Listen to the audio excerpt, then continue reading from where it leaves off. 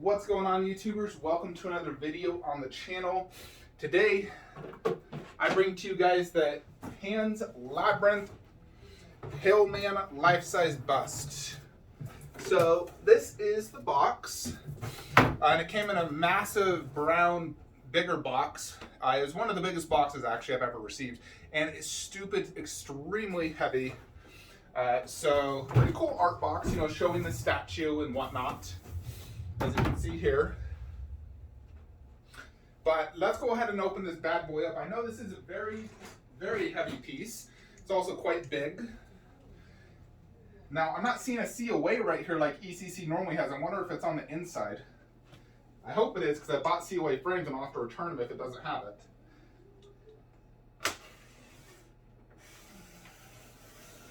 And that's usually their signature is doing a COA, so I really hope it has one.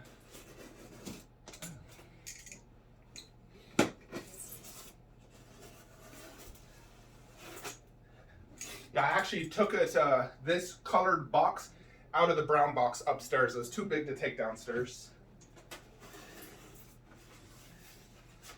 It's definitely an extremely heavy box. But I'm excited to see how this looks, because there's only 2 YouTube reviews. One's in French, and it has the most horrendous lighting I've ever seen in a YouTube video. So I don't even understand how they did that. They literally had a bright light on it the entire time. Alrighty. What is this? Is this the COA? Okay. I'm hoping the COA's in here. Please, please, please be in here. Thank goodness. Yeah, normally they put it in a little plastic sleeve, but they actually included this. Alright, so this is out of 150. I got number 43. And it looks like it's pretty simple. It's just the bust and the 2 hands. So very easy setup.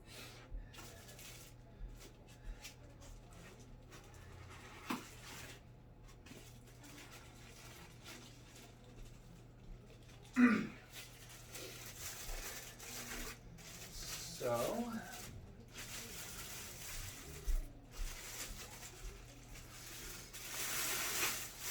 I don't think I'll be able to put this on the rotator, the Lazy Susan.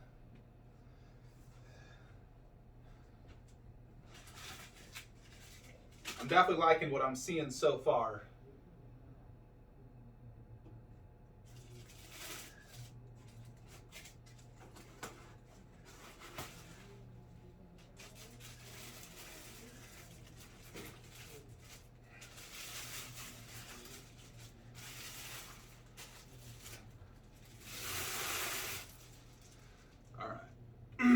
So yeah, you have these 2 hands, which I'm going to put them at the very edge so I can fit the bust first.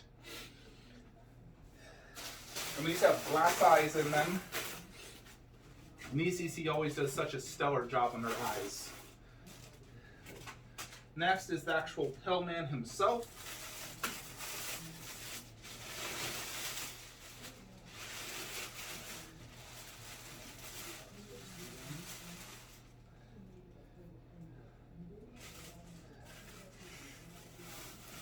He's a big boy.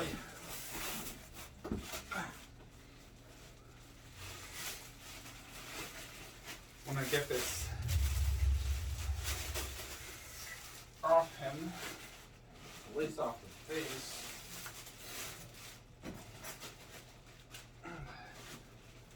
Oh, mama, that's a heavy one.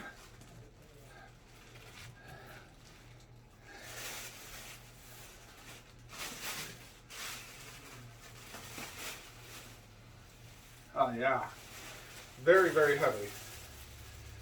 Woo. Oh man, yeah, that is one of the heaviest statues I now own. Goodness. The box was 115 pounds, by the way.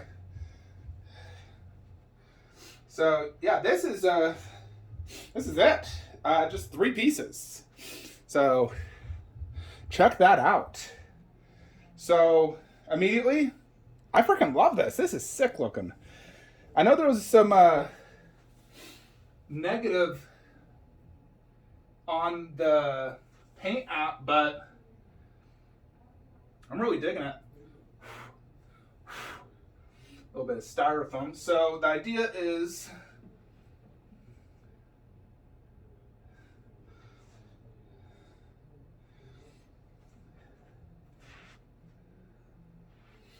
these go in here, like so. Sort of like that.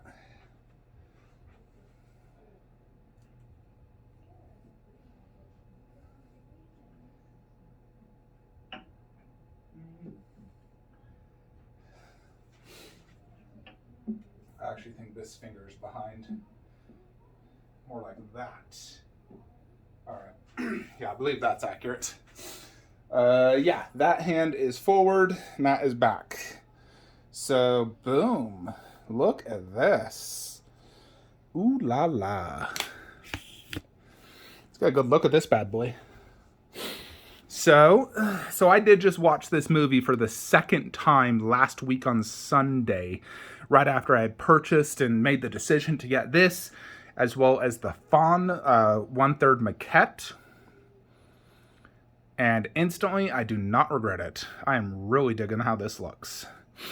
So, if you're unfamiliar with this movie, I would highly recommend you watch it. It is fantastic. It really is a phenomenal movie. I love the whole concept of it and just the story. I love Ophelia. I love the creatures. I think it's just a fantastic movie.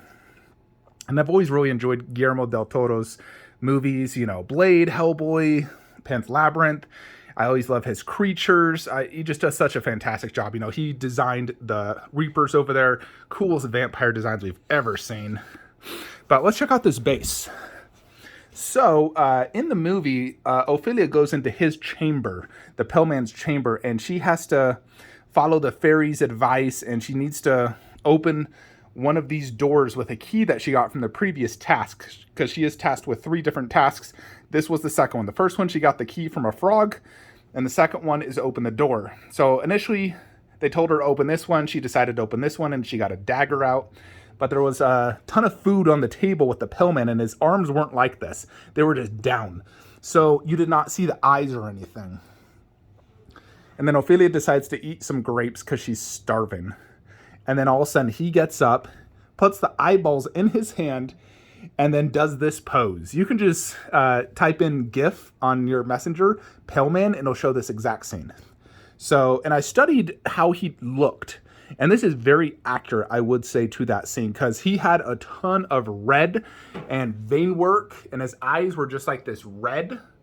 They didn't really have, more or less, like the little black dot. It was just red like that. And these eyes do look fantastic.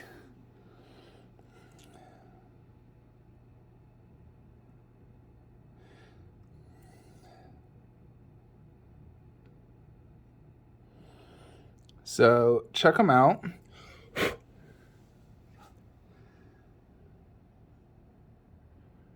Look at that.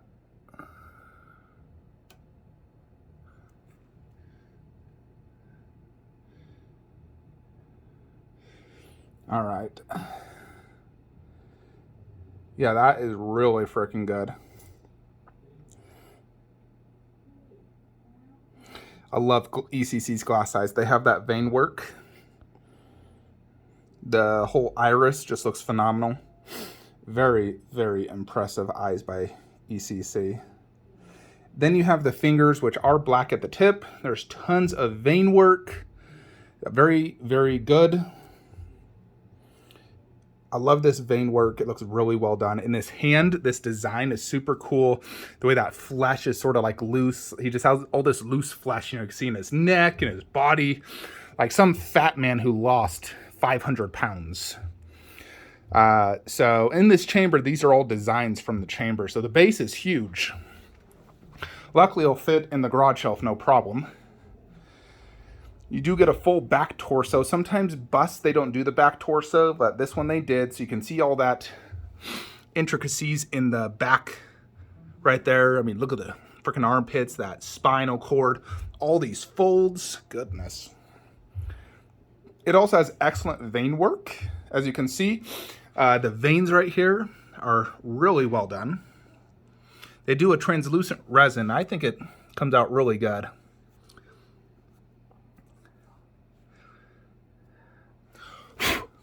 I need to take a duster to this.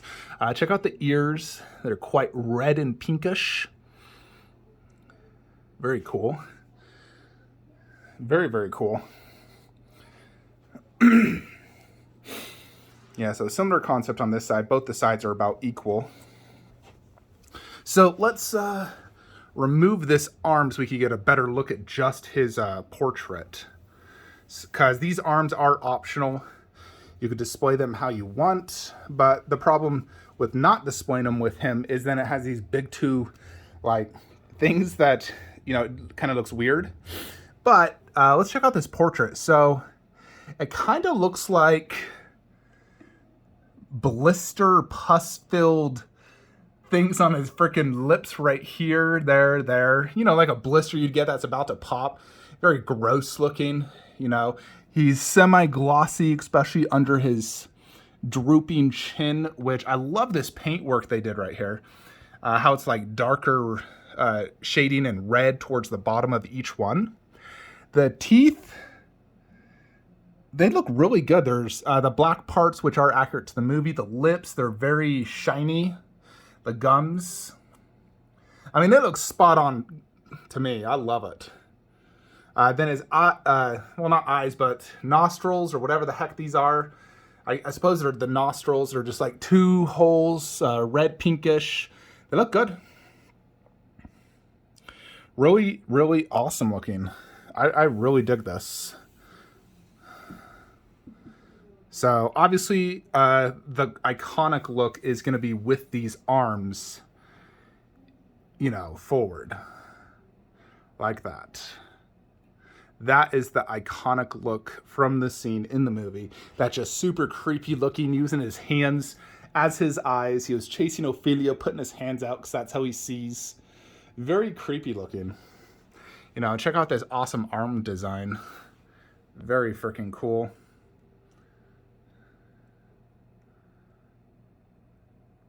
Yeah, I'm definitely really digging this bust. I like it a lot. Let's check out more parts of this base if there's much to see. I mean, it's a cool, like, rock design. It reminds me of where he was, his lair, if you want to so call it. That's a massive base. You know, it's similar. It's even bigger than, like, Freddy or Jason's base. You know, all their busts lately have been having these massive bases. You know, like their Pennywise also has a base similar to this. And that Pennywise is fantastic. If I didn't have my blue box, I 100% would have bought their Pennywise. But obviously there's no reason for me to have two Pennywise. Check out the back part of the hand.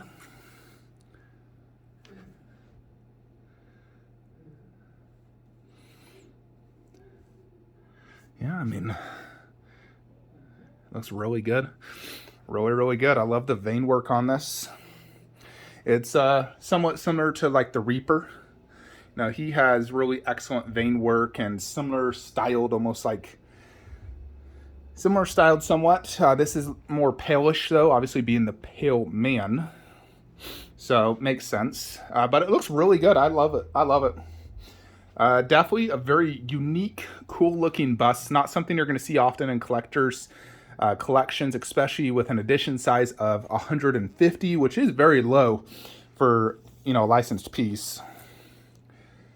And here it is. This is 27 inches tall. I thought it was 29, but constructed from half translucent resin with handmade glass eyes. And it talks about him.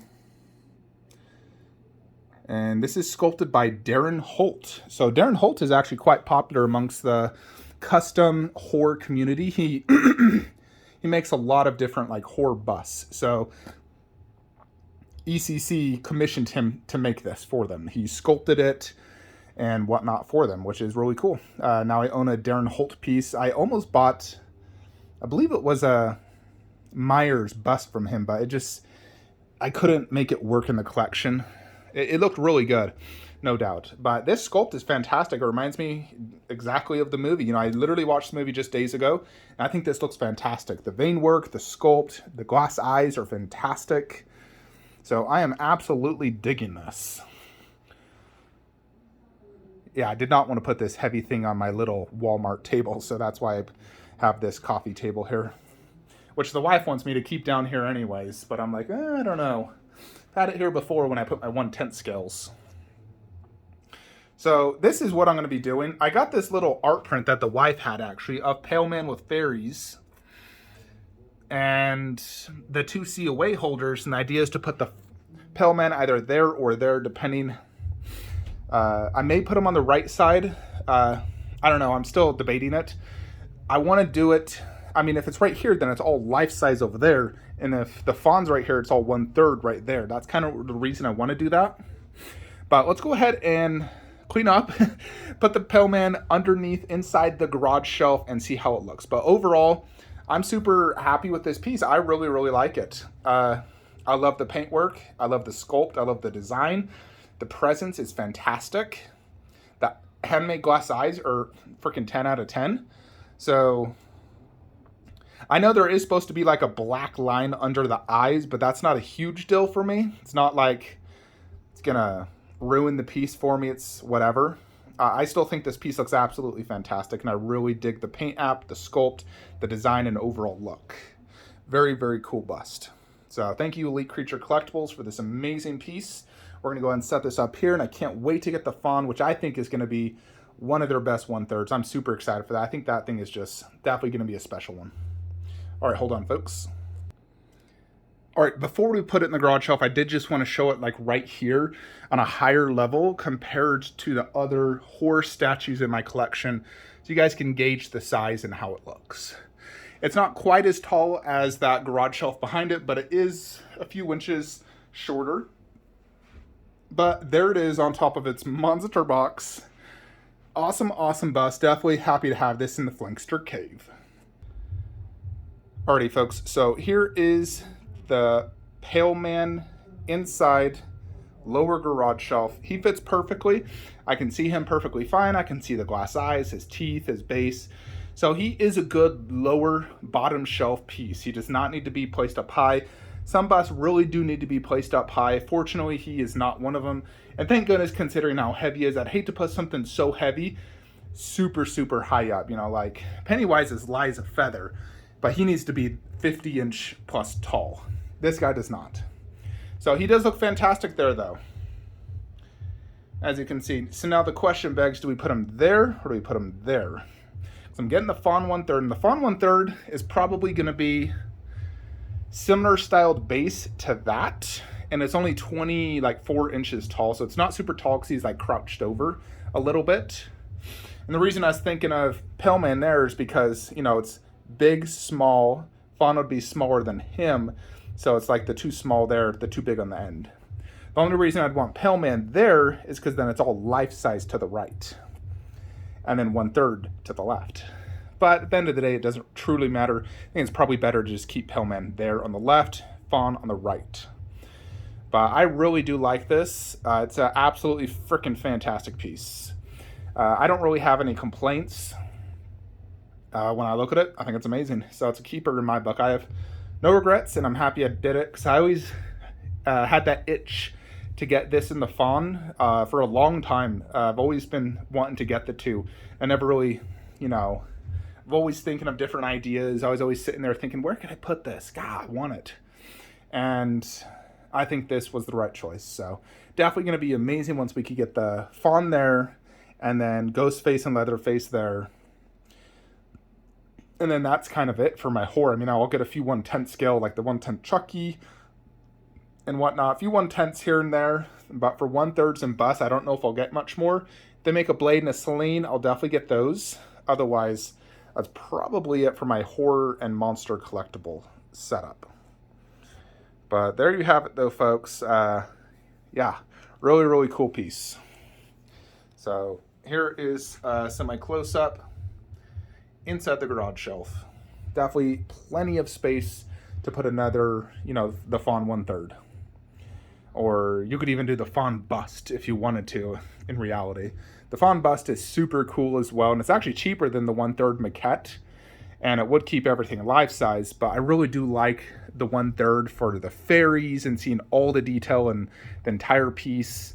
So I do plan to get that maquette, but if for some wild reason I couldn't, then I would just pick up the bust, which I do also think would look freaking fantastic there.